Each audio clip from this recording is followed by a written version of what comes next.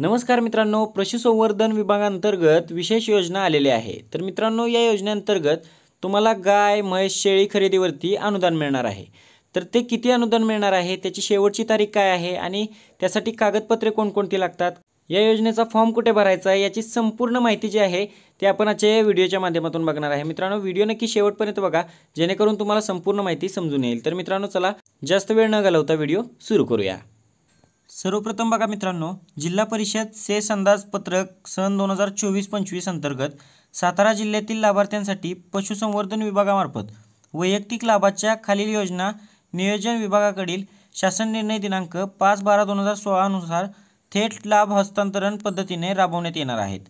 सदर योजना लाभार्थ्यांना या जाहिरातीद्वारे खालील योजना ऑनलाईन पद्धतीने इच्छुक व गरजू लाभार्थ्यांचे मागणी अर्ज मागवण्यात येत आहेत। तर मित्रांनो, अशा पद्धतीचे हे जे अर्ज आहेत तर ते आता मागवण्यात येत आहेत। तर आता योजना कोणकोणत्या आहेत ते आपण पाहूयात।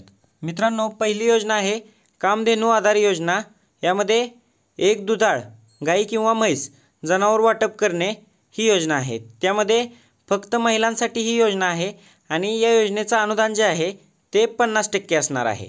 तर मित्रांनो, अशा पद्धतीची हे एक पहिली योजना झाली। त्यानंतर दुसरी योजना बघा, सर्वसाधारण लाभार्थीस 5+1 शेळी गट वाटप करणे ही योजना जी आहे ती 50% अनुदानावरती आहे आणि ही पुरुष व स्त्री दोघांनाही चालते। तर मित्रांनो, अशा पद्धतीच्या ह्या दोन योजना आहेत। आता या योजनांचे अर्ज कुठे भरायचे, तर मित्रांनो, तुम्हाला हे अर्ज जे आहेत तर ते ऑनलाईन भरायचे आहेत।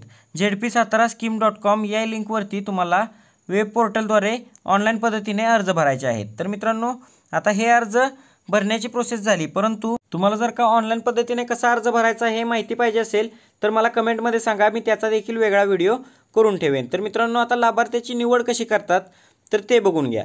लक्षांकापेक्षा जादा अर्ज प्राप्त झालेस जिल्हा परिषद स्तरावर अर्जदारांची ऑनलाईन पद्धतीने क्रमानुसार निवड केली जाते। तर मित्रांनो, अशा पद्धतीने ऑनलाईन पद्धतीने क्रमानुसार निवड केली जाते। त्याच पद्धतीने लॉटरीनुसार लॉटरीच्या पद्धतीने तुम्हाला ही निवड करण्यात येते। तर मित्रांनो, योजनेच्या लाभासाठी अर्ज करण्याची मुदत काय आहे ती बघून घ्या। तर मित्रांनो, जिल्ह्यातील शेतकऱ्यांनी पंचायत समिती कार्यालयाशी संपर्क साधून दिनांक 31 ऑगस्ट 2024 पर्यंत मागणी अर्जाची नोंदणी करावी, असे आवाहन जिल्हा पशुसंवर्धन अधिकारी जिल्हा परिषद सातारा यांच्याकडून करण्यात आलेले आहे। तर मित्रांनो, आता हे अर्ज जे आहेत ते सातारा जिल्ह्यासाठी ओपन झालेले आहेत।